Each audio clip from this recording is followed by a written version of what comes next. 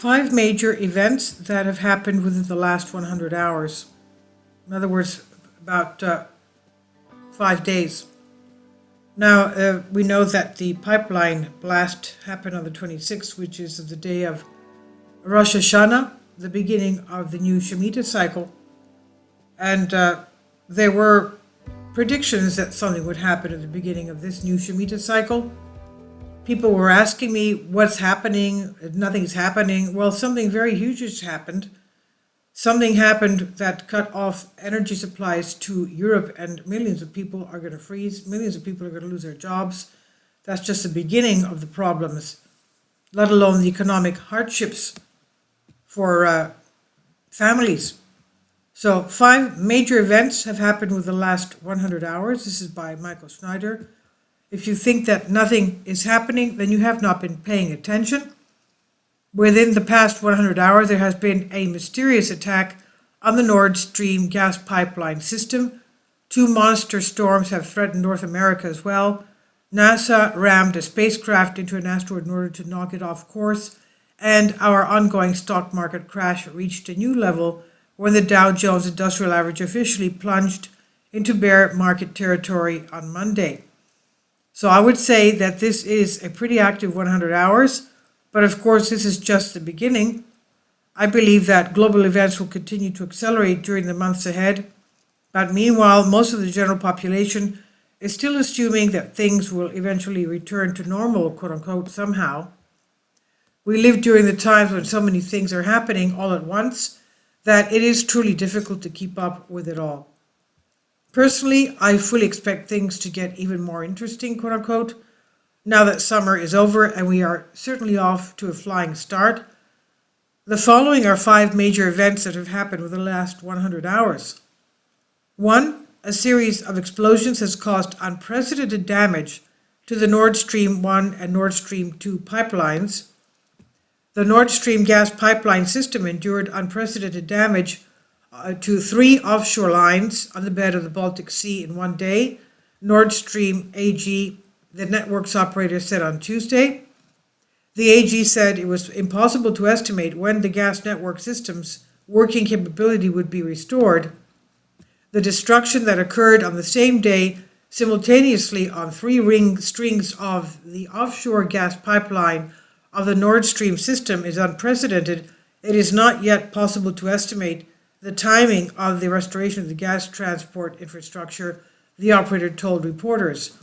And these gas pipelines are huge. You can see some images of them. You can basically not crawl, but bend and walk through it. That's how huge these gas pipelines are.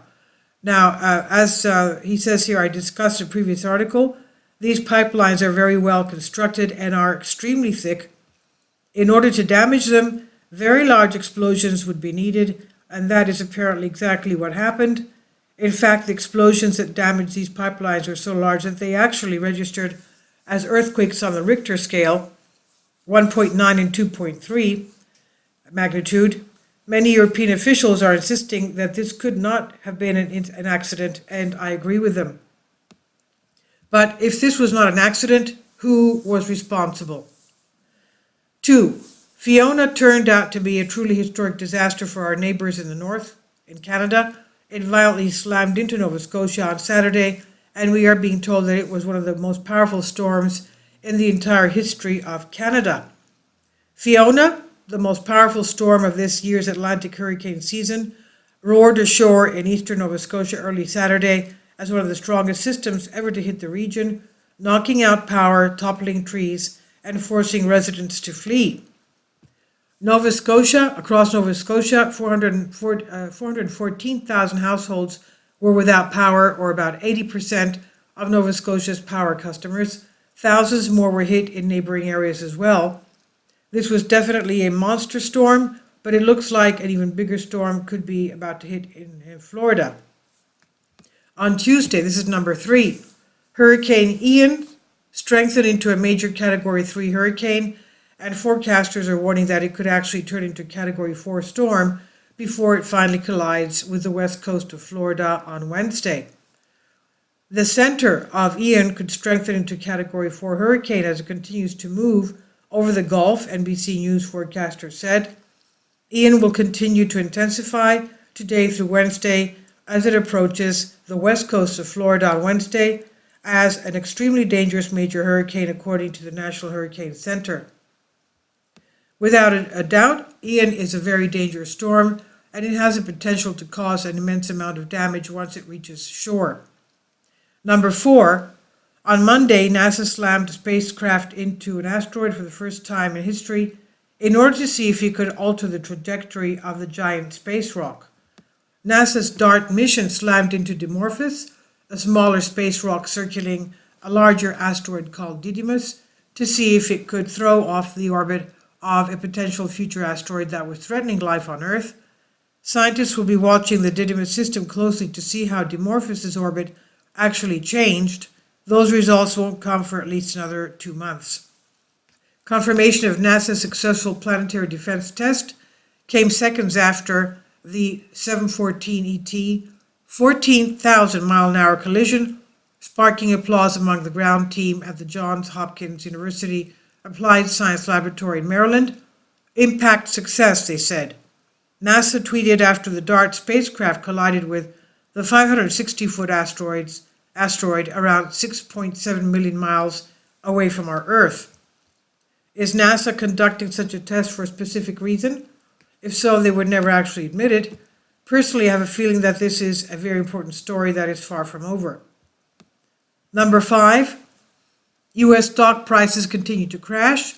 Unlike the crash of 2008, what we have witnessed so far in the fall of 2022 has been slow and steady, but prices just keep going down. On Monday, the Dow Jones Industrial Average officially entered bear market territory, and then on Tuesday, the Dow fell some more.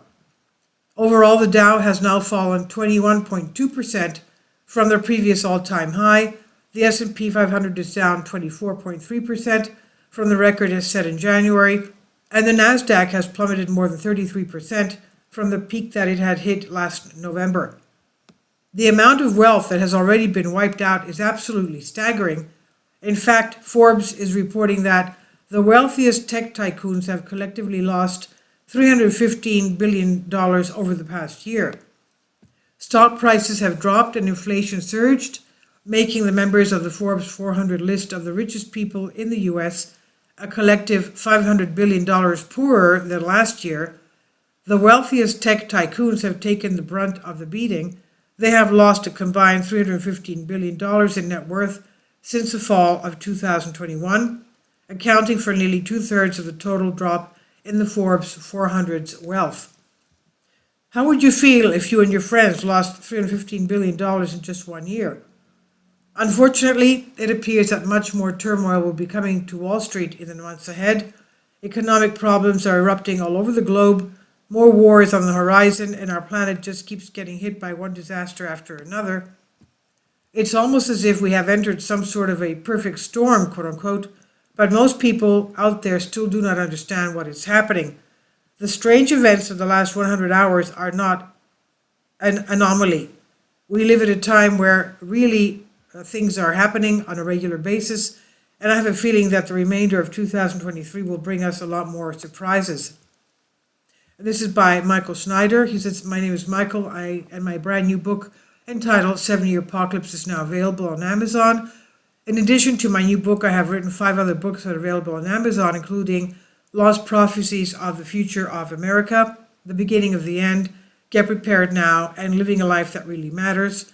When you purchase any of these books, you help to support the work I'm doing, and one way you can really help is by sending digital copies as gifts through Amazon to friends and family. Time is short, and I need help getting these warnings into the hands of as many people as possible. I have published thousands of articles on the Economic Collapse blog, End of the American Dream, and The Most Important News. And the articles that I publish on those sites are republished on dozens of other prominent websites all over the globe. I always freely and happily allow others to republish my articles on their own websites, but I also ask that they include this about the author section with each article. That's what I'm doing.